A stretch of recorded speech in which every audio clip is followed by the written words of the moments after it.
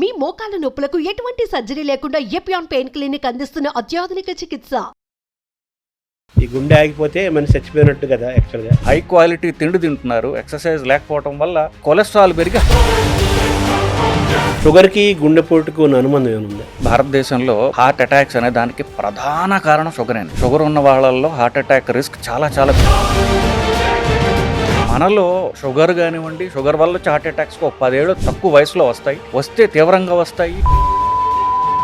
గుండెపోటు అనేది రాకుండా ఉండాలంటే వాట్ ఇస్ ది ప్రివెన్షన్? గుండెపోట్లు రక్తనాళాల్లో ఏదైతే బ్లాక్ చేస్తుందో అన్ని అవయవాల్ని కూడా అదే బ్లాక్ చేస్తుంది. కాళ్ళ రక్తనాళాలు బ్లాక్ అవడానికి ఇదే కారణం. అన్ని రక్తనాళాలు బ్లాక్ అవడానికి ఒకటే సింగులర్ పదార్థం పేరు. షుగర్ వచ్చిన తర్వాత పెరగకుండా ఉండాలంటే మీరు సూచించేది ఏంటి? డైట్, ఎక్సర్సైజ్ అనేవి మీరు ఏమి చేయగలరు దాంట్లో ఆప్టిమైజ్ చేసుకోవాలి. మీరు డైట్ బాగా చేయగలరా, డైట్ చేయండి, ఎక్సర్సైజ్ చేయండి. ఇలా మీరు బ్యాలెన్స్ చేసుకుంటూ బరువు తగ్గితే ఆ షుగర్ అనేది రివర్స్ అవుతుంది. ఇప్పుడు బరువు తగ్గించడానికి లేటెస్ట్గా కొన్ని ఇంజక్షన్లు కూడా అమెరికాలో ఉండే, ఇప్పుడు ఇండియాలో కూడా ఈ మధ్యనే వచ్చినాయి విన్నాం. అవి నిజంగా ఎఫెక్ట్ చేస్తాయా? సైడ్ ఎఫెక్ట్స్ ఏమైనా ఉంటాయి? అమెరికాలో ఏ బ్రాండ్స్లో ఉన్నాయో అదే బ్రాండ్స్ ఇండియాలో దొరుకుతున్నాయి ప్రస్తుతం. మనకి 2 ఇంజక్షన్లు ఉన్నాయి, ఒక టాబ్లెట్ ఉంది. మీరు ఆశ్చర్యపోతారు, ఇవన్నీ ఆకలి తగ్గిస్తాయి.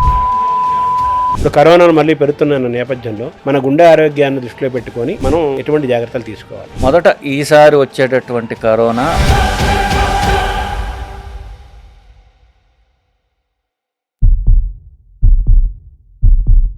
నమస్కారం.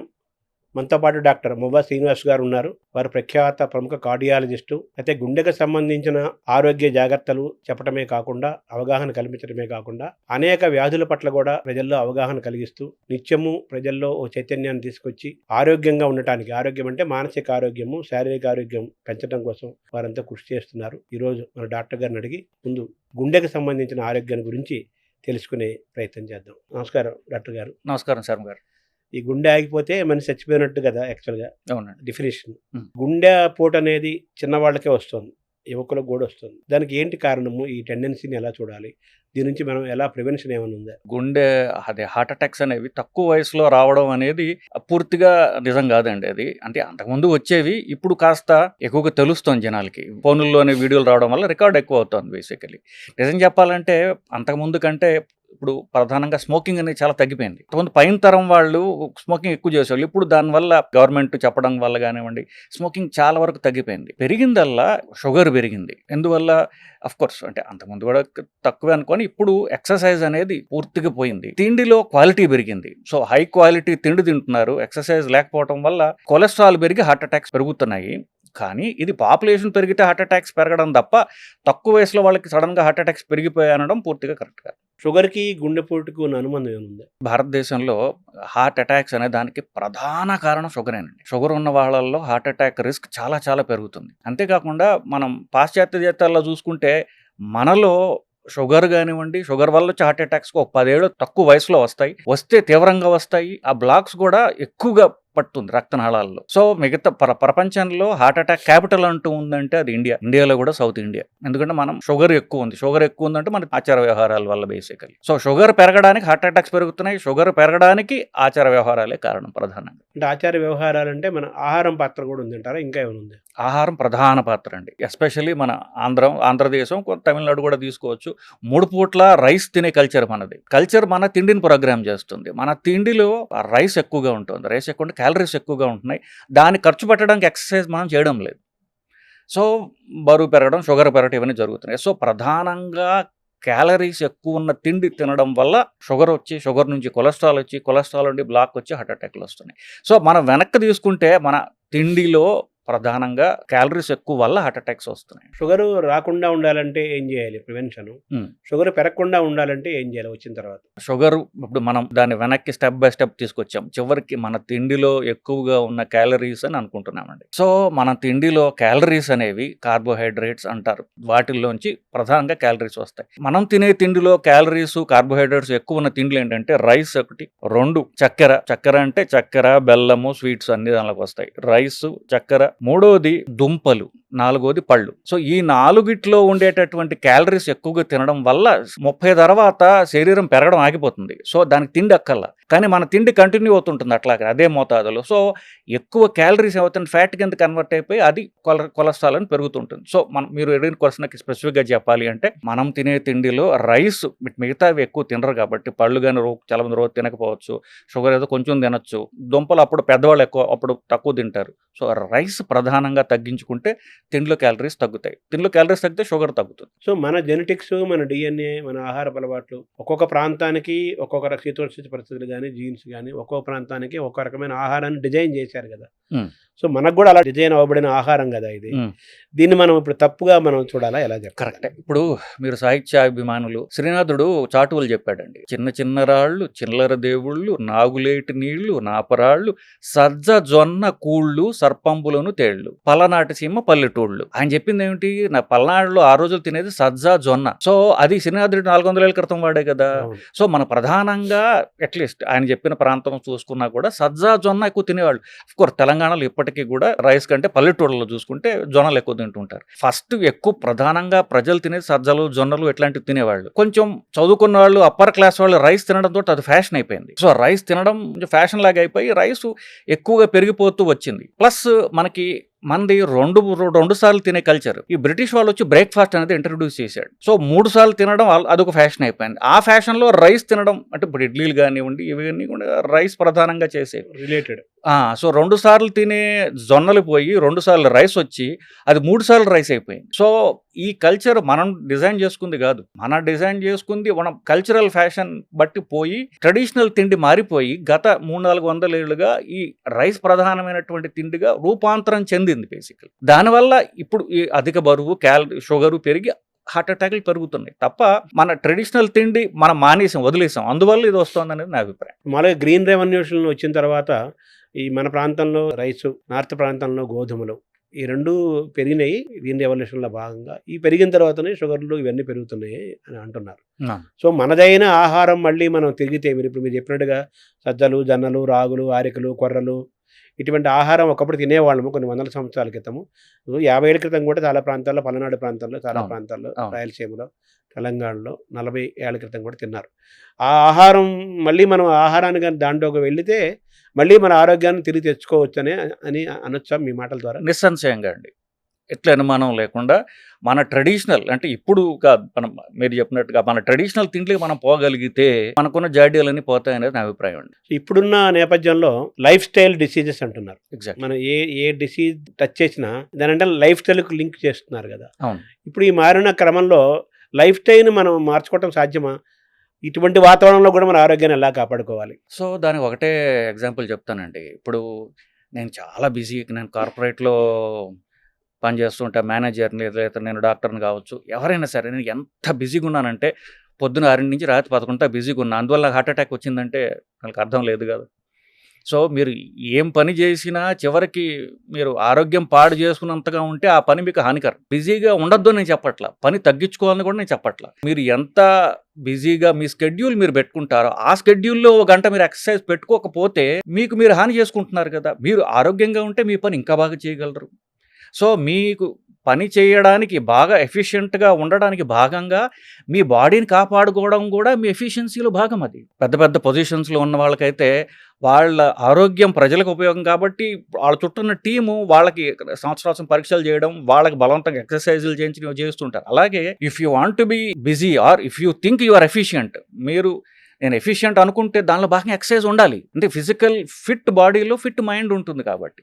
సో నేను ఎంత బిజీగా ఉన్నాను, చాలా స్ట్రెస్ఫుల్ లైఫ్ కాబట్టి నేను ఎక్సర్సైజ్ చేయలేకపోతున్నాను అనడం అనేది మీరు ఎఫిషియంట్ కాదు అని చెప్తోంది అది. సో అంటే దెర్ ఈజ్ నో ఎక్స్క్యూజ్. మీరు పొద్దున బిజీగా ఉంటే మధ్యాహ్నం చేయండి, లంచ్ టైంలో చేయండి. లంచ్ టైంలో బిజీగా ఉంటే ఎక్సర్సైజ్ సాయంత్రం చేయండి. ఏదో ఒక టైంలో మీరు ఎక్సర్సైజ్ చేసి తీరాలి, లేదంటే మీరు అనారోగ్యం పాలవుతారని తథ్యం అండి.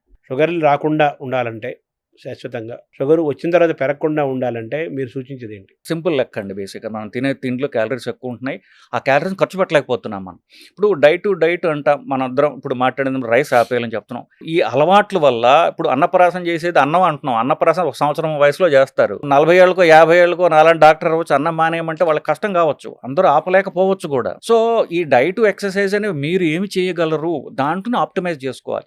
మీరు డైట్ బాగా చేయగలరా, డైట్ చేయండి. మీరు డైట్ చేయలేరు అనుకోండి, మీరు తగ్గించగలిగినంత మీరు తగ్గించుకోండి, ఎక్సర్సైజ్ చేయండి.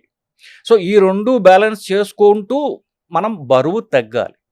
సో బరువు తగ్గడానికి మీరు డైటు చేయాలి, ఎక్సర్సైజు చేయాలి. వట్టి డైటే చేశారనుకోండి, ఒక గాలి తీసిన బెలూన్ లాగా ఒక సిక్ లుక్ వస్తుంది అనమాట, ఏదో జబ్బు పడిపోయిన వాడి లుక్ వస్తుంది. అది కాకుండా ఎక్సర్సైజ్ చేసినట్లయితే ఆ ఫ్యాట్ లాస్ ఏదైతే ఉందో అది హెల్తీగా ఉంటాడు వాడు. సో ఎక్సర్సైజ్ చేసిన బాడీ హెల్తీగా అందంగా కనిపిస్తుంది.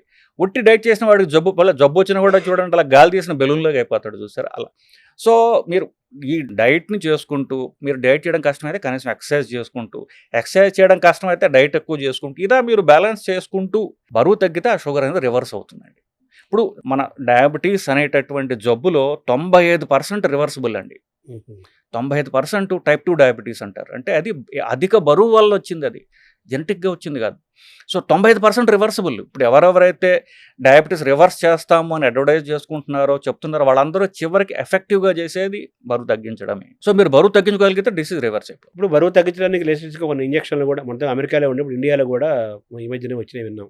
అవి నిజంగా ఎఫెక్ట్ చేస్తాయా, సైడ్ ఎఫెక్ట్స్ ఏమైనా ఉంటాయా? నిజానికి బరువు తగ్గడానికి అమెరికా వాళ్ళకి ఏంటంటే అర్థమైపోయింది, జనాలు తిండి ఆపలేరు, ఎక్సర్సైజ్ చేయడం వీళ్ళ వల్ల కాదు, అది ఫిక్స్ అయిపోయాం. సో దీనివల్ల ఏమిటి, సో ఈ ఎక్సర్సైజ్ చేయలేరు, తిండి తగ్గించలేరు. కాబట్టి నిజం చెప్పాలంటే ఇప్పుడు 2 ఇంజక్షన్లు ఉన్నాయండి భారతదేశంలో ఈరోజు హైదరాబాద్లో అవైలబుల్. 2 ఇంజక్షన్లు ఉన్నాయి, ఒక ట్యాబ్లెట్ ఉంది. అమెరికాలో ఏ బ్రాండ్స్లో ఉన్నాయో అదే బ్రాండ్స్ ఇండియాలో దొరుకుతున్నాయి ప్రస్తుతం మనకి. ఇవన్నీ కూడా మీరు ఆశ్చర్యపోతారు, ఇవన్నీ ఆకలి తగ్గిస్తాయి. అంటే తిండి కట్టుకోవడం ఎంత కష్టమో అర్థమైపోయింది కదా. సో తిండి తగ్గించడానికి, ఆకలి తగ్గించడానికి 3 పనిచేస్తాయి. ఆకలి తగ్గితే బరువు తగ్గుతారు, బరువు తగ్గితే.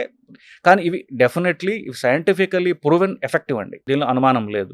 నేనే చాలా మంది కూడా రాస్తూ ఉంటాను. రైబెల్సస్ అనేటటువంటి ట్యాబ్లెట్ ఉన్నది, అలాంటిది విగోవియన్ ఇంజెక్షన్, ఇదే ఇంజెక్షన్ రూపంలో వస్తుంది, అది రాబోతోంది త్వరలో. మోంజారో అనేటటువంటి లేటెస్ట్ ఇంజెక్షన్, అది ప్రస్తుతానికి అవైలబుల్. ఇవి బరువు తగ్గిస్తానిలో effective, no doubt about it. నెలకి 1.5 కిలో నుండి 2 కిలోల దాకా బరువు తగ్గిస్తాయి ఇవి. సో ఇది ఎఫెక్టివ్ హెల్తీ వెయిట్ లాస్. ఇది మీరు సడన్గా 2 నెలల్లో ఏదో పెళ్ళి ఉంది, నేను సడన్గా బరువు తగ్గిపోవాలంటే అన్హెల్తీ వెయిట్ లాస్. సో నెలకి 2 కిలోలు తగ్గడం హెల్తీ వెయిట్ లాస్, అది క్రియేట్ చేస్తుంది. సో ఎవ్రీ మంత్ మీరు 2 కిలోలు తగ్గుతూ పోతుంటే మీరు 6 నెలలకో 7 నెలలకో సంవత్సరానికో మీరు ఎఫెక్టివ్గా హెల్తీగా మీరు ఎంత బరువు ఉండాలో అంత బరువు తీసుకొస్తాయి. అంటే మీరు చెప్పిన ఈ ట్యాబ్లెట్, ఈ ఇంజక్షన్ల ద్వారా మనకి ఆకలి తగ్గి తీసుకునే ఆహారం ఇంటేక్ తగ్గుతుంది, తద్వారా బరువు తగ్గుతారు అంటున్నారు. అవును, యావరేజ్ నెలకి 1.5-2 కేజీలు తగ్గుతారు. ఒక 6 నెలల పీరియడ్ సుమారుగా 5 to 10 కేజెస్ తగ్గుతారు. ఇది ఒక ఆరోగ్యమైన విధానంలో హెల్తీగా తగ్గటం అని అంటున్నారు. మరి వ్యాయామం చేయక్కలేదా వాళ్ళప్పుడు? సో ఇప్పుడు ఈ ఎంతకాలం తీసుకోవాలి నెక్స్ట్ క్వశ్చన్. సంవత్సరం తీసుకున్నారు అనుకోండి, అంటే షుగర్ ఉన్నవాళ్ళు నిరంతరం తీసుకోవచ్చు, షుగర్ లేని వాళ్ళు సంవత్సరం ఇస్తాం. దాని తర్వాత ఇవి ఆపేస్తే మళ్ళీ తిరిగి వస్తుంది బరువు. ఎందుకంటే మన శరీర తత్వంలో, మన జీన్స్లో ఇంత బరువు ఉండాలి అని శరీరానికి ఉంటుంది. బేసికలీ తగ్గిన బరువు మళ్ళీ వస్తుంది. ఇన్ఫాక్ట్ మీరు ఆశ్చర్యపోతారు, బరువు తగ్గడానికి ఆపరేషన్ చేయించుకున్న వాళ్ళలో 84% మందికి 6 నెలల్లో పూర్తిగా బరువు వచ్చేస్తుంది. ఎందువల్ల ఇవి బండికి సర్వీస్ చేస్తాయి. మీరు లాంగ్ టర్మ్ బరువు తగ్గడం మళ్ళీ డైట్ అండ్ ఎక్సర్సైజ్ మీద ఆధారపడి ఉంటుంది. సో ఇంజెక్షన్ తీసుకుంటున్నారు, టాబ్లెట్ తీసుకుంటున్నారు, మీరు ఎక్సర్సైజ్ కూడా అలవాటు చేసుకుంటే ఆ వెయిట్ లాస్ ఏదైతుందో పర్మనెంట్గా ఉంటుంది. ఒకవేళ షుగర్ పోయి, బీపీ తగ్గిపోయి, కొలెస్ట్రాల్ తగ్గిపోయి, ఇవన్నీ ఏవైతే మీరు మంచి ఎఫెక్ట్స్ మీరు సాధించారో అవి పర్మనెంట్గా ఉండాలంటే ఎక్సర్సైజు, వెయిట్ లాస్, తిండి మార్పి ఇవి తప్పవండి. మీరు చెప్పినట్టుగా ఇంజక్షన్లు తీసుకున్నా, టాబ్లెట్ వేసుకున్నా తగ్గుతారు, అవి ఆపేస్తే మళ్ళీ పెరుగుతారు. అవును, మీరు సర్జరీ చేయించుకున్నా తగ్గినట్టు కనిపిస్తారు, తగ్గుతారు, మళ్ళీ కొన్నకాలంగా మళ్ళీ పెరుగుతారు. ఇవి ఏమీ జరగకుండా ఉండాలంటే మన సహజమైన విధానంలో న్యాచురల్గా మన లైఫ్ స్టైల్ని మార్చుకుంటే మాత్రలు వేసుకోక్కర్లేదు, ఇంజక్షన్ చేసుకోక్కర్లేదు, సర్జరీ చేసుకోక్కర్లేదు. తప్పకుండా that is the best method కదా. That is the best method, most effective method, most difficult method. ఎందుకంటే ఇప్పుడు నేను చెప్పినట్టుగా డైట్ చేయడం, ఎక్సర్సైజ్ చేయడం అనేది అన్నిటికంటే కష్టతరం అండి. చెప్పడం చాలా తేలిక, కానీ ఇప్పుడు ఎవరన్నా పేషెంట్తో మాట్లాడనుకోండి, వాళ్ళు బాగా మోటివేటెడ్గా ఉన్నారనుకోండి, నెల రోజులు చేస్తారు, ఆ తర్వాత మోటివేషన్ పోతుంది. వాళ్ళకి జిమ్కి డబ్బులు కడతాడని ఆ డబ్బు అలాగే ఉంటుంది, వీళ్ళు జిమ్కి పోరు.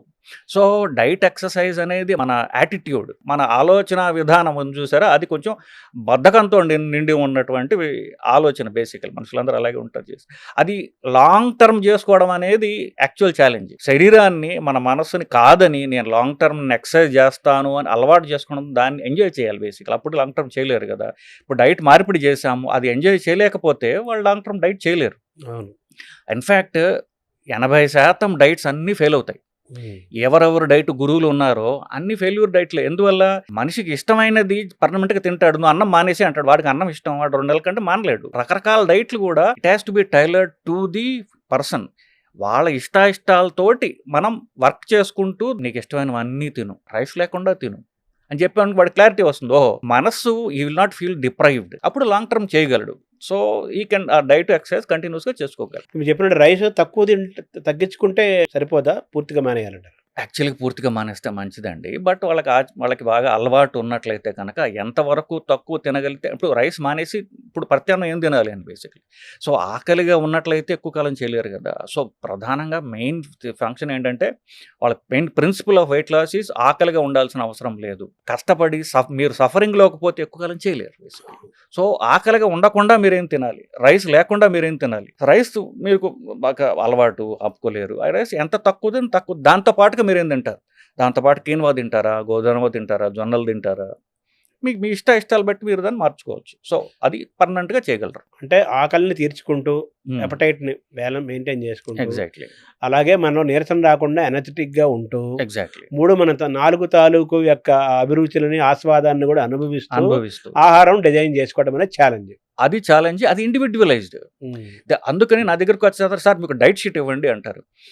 200 గ్రాములు ఇడ్లీ, 30 గ్రాముల చట్నీ, ఒక 4 చుక్కల కాఫీ ఇట్లా రాసాం అనుకోండి, అవి ఎవరు మెజర్ చేస్తారు ఇంట్లో? జరిగే పని కాదు. సో వాళ్ళ ఇష్టాలతోటి వాళ్ళకి నేను చెప్తాను, ఇవి ప్రిన్సిపల్స్ అండి. మీ ఇష్టాలు మీరు డిజైన్ చేసుకుని దాని ప్రకారం ఈ ప్రిన్సిపల్స్ మీరు ఇంకార్పొరేట్ చేసుకున్నట్లయితే మీరు లాంగ్ టర్మ్ చేయగలరు. మీరు లేదంటే ఇప్పుడు మీరు చేయలేరు ఎక్కువ కాలం అని చెప్తూ ఉంటారు. ఇప్పుడు ఇంటర్మీడియట్ ఫాస్టింగ్ అని ఒకటి వచ్చింది కదా, అది ఏమైనా ఉపయోగపడుతుంది యాక్చువల్గా? సో ఇంటర్మీడియట్ ఫాస్టింగ్ అంటే ఒంటిపూట భోజనం అండి. సో ఇన్ఫ్యాక్ట్ మనకి సన్యాసులు చేసేది ఒంటిపూట భోజనమే. సో అదే ఇంటర్మీడియట్ ఫాస్టింగ్ అంటే. ఇంటర్మీడియట్ ఫాస్టింగ్ అంటే రోజుకి ఒకసారి తినడం, మిగతాదంతా కూడా కడుపు ఖాళీగా ఉంచుకోవటం, లేదా మీరు రైస్ కాకుండా మీరు ఏమైనా తినగలగడం. సో అలా చేసినట్లయితే ఎఫెక్ట్ ఉండాలని అనుమానం లేదు. మీకు సైంటిఫిక్ రీజన్ చెప్పగలను. సైంటిఫిక్ రీజన్ ఏంటంటే, దానికి ఇప్పుడు మీరు ఏది తిన్నా కూడా అది పూర్తిగా బ్రేక్ డౌన్ అయ్యి కణాలకు వెళ్ళడానికి 12 గంటలు పడుతుంది. మీరు పొద్దున్న బ్రేక్ఫాస్ట్ 8ంటికి చేశారండి, ఆ తిన్న బ్రేక్ఫాస్ట్ పూర్తిగా అది కణాల్లో పోవడానికి రాత్రి 8 గంటలు అవుతుంది. మరి రాత్రి దాకా మరి వెయిట్ చేయట్లేదుగా. 10ంటికి ఒక కాఫీ టీయో, మధ్యాహ్నం మళ్ళీ పూర్తి భోజనము, రాత్రి మళ్ళీ పూర్తి అంటే ఇది పూర్తిగా సెల్స్లోకి వెళ్ళలేదు. 2 లోడ్లు ఆల్రెడీ పడిపోయాయి. సో మనం టైం ఇవ్వట్లా. సో 12 గంటలు గ్యాప్ ఇచ్చారనుకోండి, అప్పటికి తినదంతా శరీరంలోకి వెళ్ళిపోతుంది. అప్పుడు నెక్స్ట్ తీసుకోవచ్చు.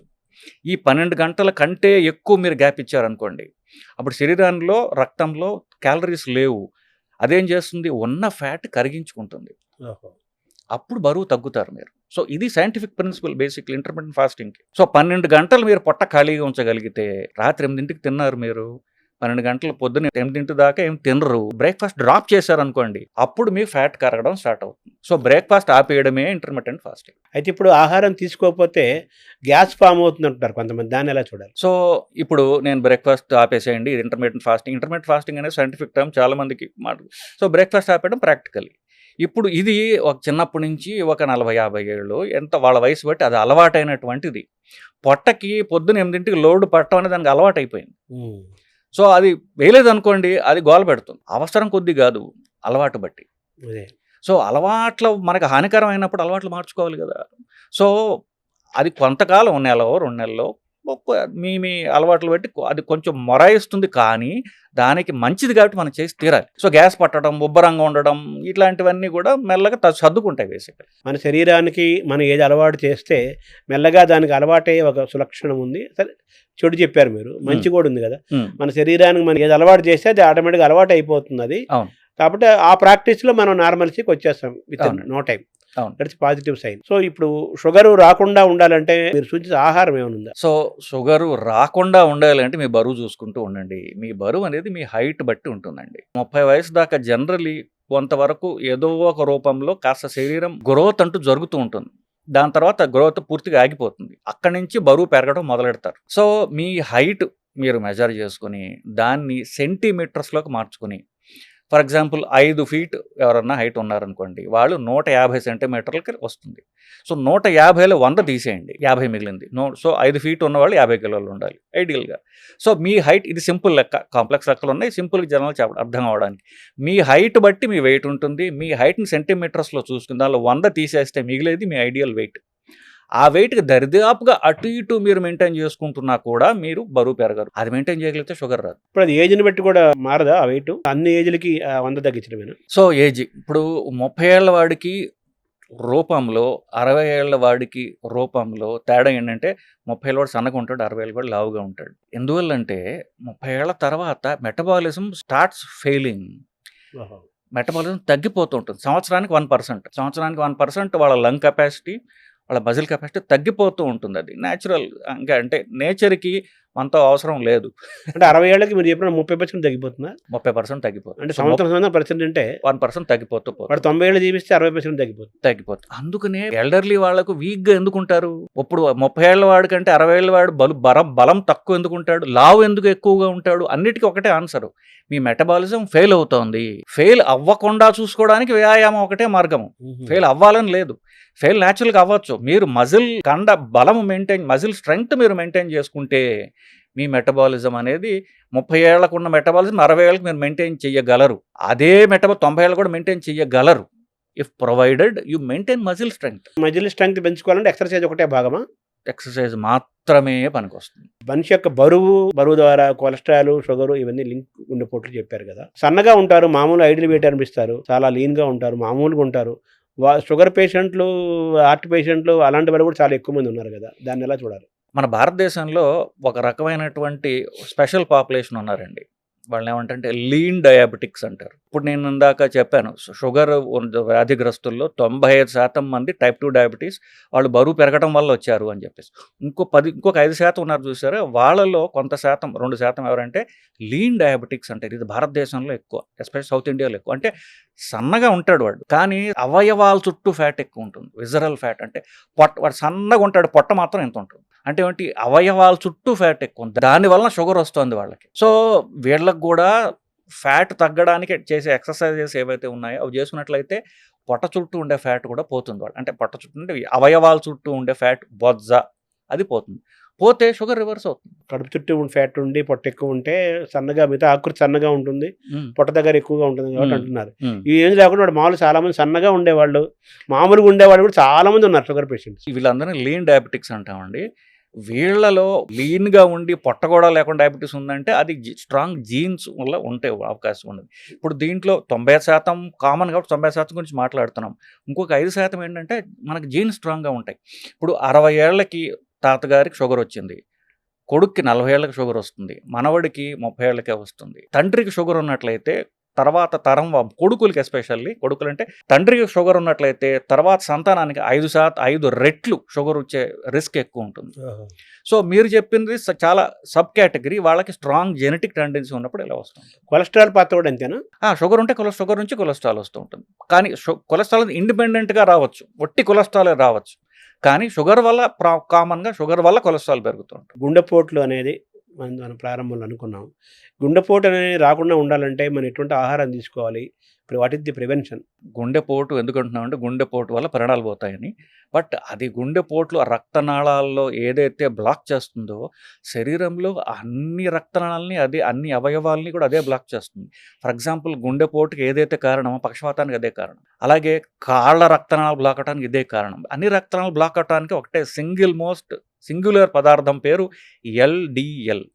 మన రిపీట్ ప్రొఫైల్లో అది కనిపిస్తూ ఉంటుంది. ఇది LDL అనే పదార్థం కొలెస్ట్రాల్ అన్నదానికి ఇది ప్రధాన కారణం. దీనివల్ల బ్లాక్ అవుతాయని లిపిడ్ హైపోథసిస్ అని 1978లో కనిపెట్టారండి. ఇది ఒక స్టడీ చేసి కనిపెట్టారు బేసికలీ. సో LDL అనే పదార్థాన్ని పరీక్ష చేసుకుంటూ, ఇన్ఫ్యాక్ట్ అమెరికన్ హార్ట్ అసోసియేషన్ వాళ్ళు ఏమంటారంటే 18 ఏళ్ళు వయసు దాటిన వాళ్ళు ప్రతి సంవత్సరం ఫుల్ పాపులేషన్ ప్రతి సంవత్సరం కొలెస్ట్రాల్ పరీక్ష చేసుకోండి, ఎల్డిఎల్ మానిటర్ చేసుకోండి. అంటే దాని బ్యాడ్ కొలెస్ట్రాల్ అంటున్నారు. అది బ్యాడ్ కొలెస్ట్రాల్ అంటున్నాం.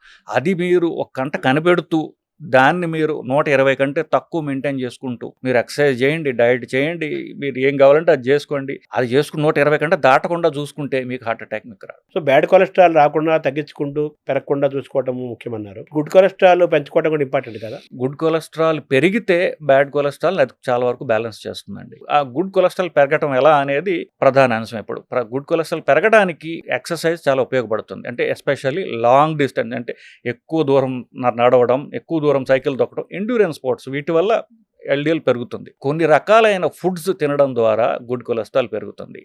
ఫుడ్స్ అంటే fish oil related. For example ఎక్కడెక్కడైతే చేప ఎక్కువ తింటున్నారో, ఫర్ ఎగ్జాంపుల్ జపాన్లో ఒకినావా అనేటువంటి ఒక ద్వీపం ఉంది, ఐలాండ్ ఉంది. దాంట్లో 90% మంది 90 ఏళ్ళు దాటిన వాళ్ళే.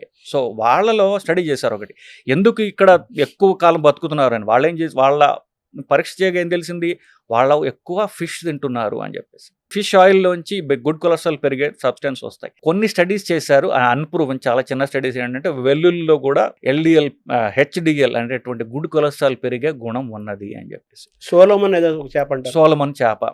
సో ఈ చేపలు అవి ప్రధానంగా తినొచ్చు. ఇప్పుడు వెజిటేరియన్స్ అంటే మేము చేపలలో తింటాం అనుకునే వాళ్ళకి ఫిష్ ఆయిల్ క్యాప్స్యూల్స్ అని దొరుకుతున్నాయి, అవి వాడచ్చు. ఫిష్ ఆయిల్ క్యాప్స్యూల్లో కూడా మాకు అభ్యంతరం ఉన్నది. దాంట్లోంచి తీసినటువంటి ఒమేగా 3 ఫ్యాటీ యాసిడ్ అనేటటువంటి ఫైనల్ పదార్థం ఉన్న క్యాప్సూల్ దొరుకుతాయి. అది మీరు రోజుకు ఒకటి వేసుకుంటే మీకు గుడ్ కొలెస్ట్రాల్ పెరుగుతుంది. సప్లిమెంట్ ఉంది మన దగ్గర. సప్లిమెంట్స్ ఉన్నాయి. తర్వాత నిద్రలో కొంతమంది గుండెపోట్లు వస్తుంటాయి, అలాగే బోర్లో పనుకుంటే ప్రమాదం అంటారు. ఇది కరెక్టేనా? ఇది బోర్లా పడుకోవడం వల్ల ఎట్టి ప్రమాదం లేదు నిజానికి. సో అది నిద్రలో హార్ట్ అటాక్స్ రావడం ఎంతవరకు, నిద్రలో హార్ట్ అటాక్స్ 2 ప్రధాన కారణాలండి. హార్ట్ అటాక్స్ అన్నీ కూడా ఎర్లీ ఇన్ ద మార్నింగ్ వస్తాయి. ఎందుకంటే ఇప్పుడు మనం ఏదైతే అనుకుంటున్నామో మనకంటే శరీరము కొన్ని ఈ ప్రకృతి అనేటటువంటిది మన చుట్టూ ఉన్న చూసారా, కొన్ని వందల లక్షల ఏళ్లుగా దాన్ని రిఫైన్ చేసుకుంటూ వచ్చింది.